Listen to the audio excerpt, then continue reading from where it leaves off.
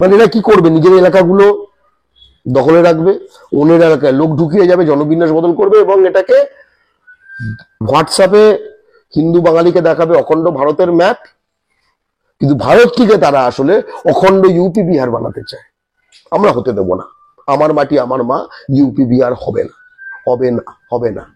আমার পাড়া তোমার পাড়া ভাটপাড়া হবে না, বরং ভাটপাড়াকে আমরা আবার ভট্টপাড়ায় পরিণত করব, যেটা একসময় বাঙালির শাস্ত্র শিক্ষার জায়গা ছিল, ইউপি বিহারের অস্ত্র শিক্ষার জায়গায় যেটা আজকে পরিণত হয়েছে।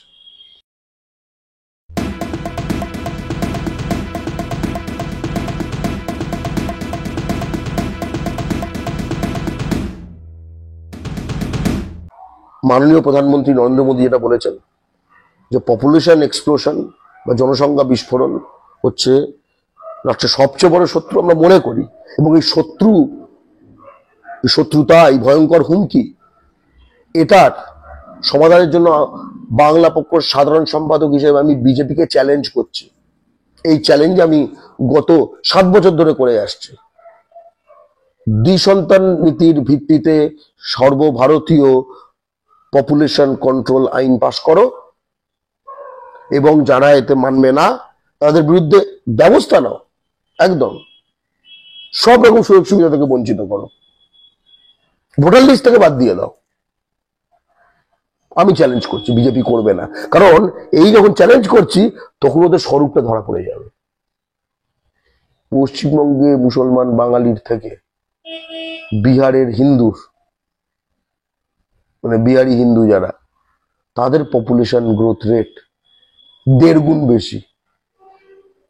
আর ওএসি মুসলমান, বিজেপি বলবে হিন্দু।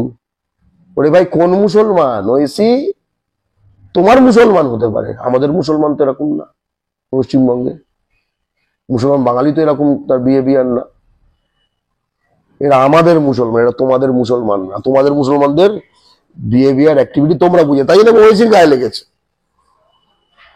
গিরিরাজ সিং বলেছে অনেক বাচ্চা পয়দা করো, বিহারিদের বলেছে, বিহারের যে কেন্দ্রীয় মন্ত্রী, যে কিনা জড়িত এই ফেক ডোমিসাইলের মাধ্যমে বিএসএফ, সিআরপিএফ, সিআইএসএফ পশ্চিমবঙ্গ কোটায় বিহার ইউপি ক্রিমিনালদের ঢোকানোতে, বিহারের ক্রিমিনালদের, ও তো আর ইউপির না। মানে এরা কি করবে, নিজের এলাকাগুলো দখলে রাখবে, অন্যের এলাকায় লোক ঢুকিয়ে যাবে, জনবিন্যাস বদল করবে এবং এটাকে হোয়াটসঅ্যাপে হিন্দু বাঙালিকে দেখাবে অখণ্ড ভারতের ম্যাপ, কিন্তু ভারতটিকে তারা আসলে অখণ্ড ইউপি বিহার বানাতে চায়। আমরা হতে দেব না। আমার মাটি আমার মা, ইউপি বিহার হবে না, হবে না, হবে না। আমার পাড়া তোমার পাড়া ভাটপাড়া হবে না, বরং ভাটপাড়াকে আমরা আবার ভট্টপাড়ায় পরিণত করব, যেটা একসময় বাঙালির শাস্ত্র শিক্ষার জায়গা ছিল, ইউপি বিহারের অস্ত্র শিক্ষার জায়গায় যেটা আজকে পরিণত হয়েছে।